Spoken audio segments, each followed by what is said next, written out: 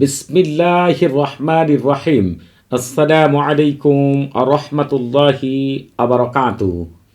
আজকে আমি আপনাদের মাঝে হাজির হয়েছি সুই দ্বারা পছন্দের মানুষকে বিয়েতে রাজি করার 100% পরীক্ষিত সেরা শক্তিশালী বিশেষ একটি আমল নিয়ে।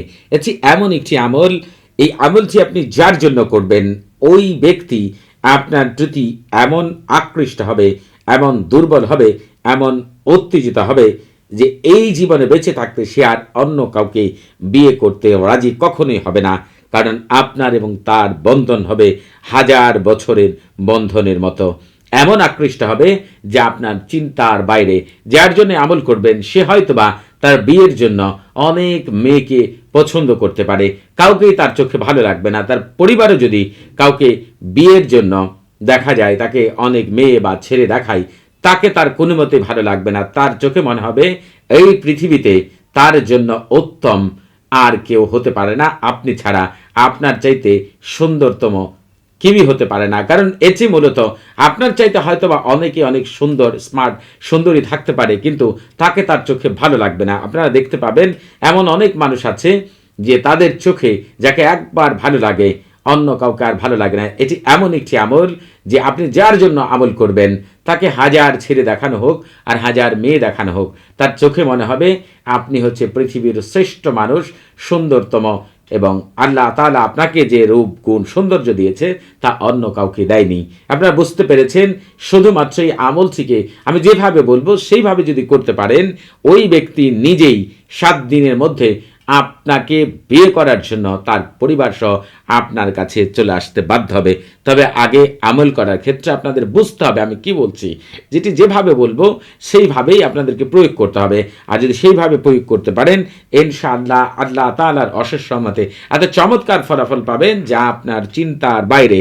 এই আমলটি করার আগে পাক পবিত্র হয়ে ওযু করে জায়নামাজে বসে কিবলামুখী হয়ে মুখে মিষ্টি জাতীয় জিনিস নিয়ে, এরপরে সবচেয়ে গুরুত্বপূর্ণ বিষয় হচ্ছে আপনি যদি কোনো ছেলের জন্য আমল করেন তাহলে তাকে চিন্তা করতে হবে যে সে বর ভেসে আপনার সামনেই বসে আছে বা দাঁড়িয়ে আছে। এই কথাটা মনে মনে চিন্তা করতে হবে। আর যদি কোনো মেয়ের জন্য আমল করেন তাহলে চিন্তা করতে হবে সে কনে সেজে আপনার সামনে বসে আছে আপনাকে বিয়ে করার জন্য। এই কথাগুলো, এটি কিন্তু খুবই গুরুত্বপূর্ণ বিষয় যা আজকের আগ পর্যন্ত আপনাদের কেউ বলতেও পারেনি, এই সম্পর্কে হয়তো বা জানেই না। আমিও অনেক সময় দেখা গেছে যে পছন্দের প্রেমে পাগল করার ক্ষেত্রে শুধু তাদের কথা চিন্তা করতে বলি, কিন্তু বিয়েতে রাজি করার ক্ষেত্রে অবশ্যই মেয়েদের ক্ষেত্রে ছেলেদের বরের কথা চিন্তা করতে হবে, আর ছেলেদের ক্ষেত্রে মেয়েদেরকে কনের কথা চিন্তা করে আমল করলেই কেবল সে ব্যক্তি বিয়েতে রাজি হবে ইনশাআল্লাহ। এই আমলটিকে আপনি হচ্ছে শুক্রবার, রবিবার, বুধবার, সোমবার, এই 4 দিনের যে কোনো দিনই আমল করতে পারেন। তবে অন্যান্য দিন যারা আমল করতে চান তারা এই ভিডিও ডিসক্রিপশন বক্সে একটি ভিডিও লিঙ্ক পেয়ে যাবেন। সেই ভিডিওটি শুরু থেকে শেষ পর্যন্ত দেখলে আপনারা জানতে পারবেন কোন সময়গুলো বিয়েতে রাজি করার জন্য উত্তম সময়।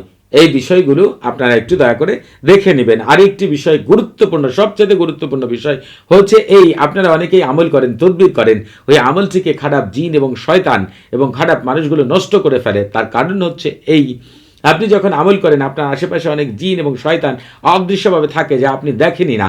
এজন্য আমল করার আগে আপনারা সরফুল উমার এবং তাহসিন করে নেবেন। যখনই আপনারা সরফুল উমার এবং তাহসিন করে কোনো আমল করবেন, জিনের রাজা মালিকুল উম্মার তার এশা এবং তার যে খাদেম রয়েছে, আম্মাররা রয়েছে, আল্লাহ তাআলার হুকুমে ওই আমলটি শতভাগ কামিয়াবি লাভ করার জন্য আপনাকে বিশেষভাবে সাহায্য সহযোগিতা করবে তারা।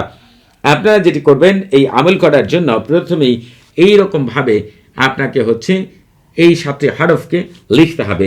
এই জায়গায় এরকম ফাঁকা রাখতে হবে, ওপরেও একটু ফাঁকা জায়গা রাখতে হবে। সবচেয়ে গুরুত্বপূর্ণ বিষয় হচ্ছে এই আমল করার ক্ষেত্রে 7টি সুই বাজার থেকে একদমই কিনে আনতে হবে। কাগজও একদমই কিনতে হবে, যে কলম দ্বারাই লিখেন না কেন কলমও একদমই কিনতে হবে, দামাদামি করে কিনা যাবে না। এরপরে আপনাকে যেটি করতে হবে, এইভাবে 7টি হরফ লেখার পরে এই জায়গায় ফাঁকা রাখবেন, ওপরেও ফাঁকা রাখবেন। রাখার পরে আপনি যেটি করবেন সেটি হচ্ছে আপনি এই ওপর দিয়ে যে কথাগুলো লিখবেন, প্রথমে বাংলা বলে দিচ্ছি, তারপরে আরবি বলে দিব। বাংলায় যদি লিখেন আপনি লিখবেন, আমি তোমাকে আকৃষ্ট করলাম হে অমুকের ছেলে অমুক, অথবা হে অমুকের মেয়ে অমুক, আমাকে বিয়ে করার জন্য আমি তোমাকে এমনভাবে আকৃষ্ট করলাম যে তুমি অবশ্যই আমার নিকট আসবে আমাকে বিয়ে করার জন্য। যদি তুমি আমাকে বিয়ে করো তাহলে তুমি সৌভাগ্যবান অথবা সৌভাগ্যবতী হবে। এবং আমি তোমাকে এমনভাবে আকৃষ্ট করেছি, সারা জীবন আমার মায়া মমতা এবং ভালোবাসা তোমাকে এমনভাবে ছায়া দিবে, অন্য কারো কথা চিন্তা করলেই তুমি বেহুশ হয়ে যাবে।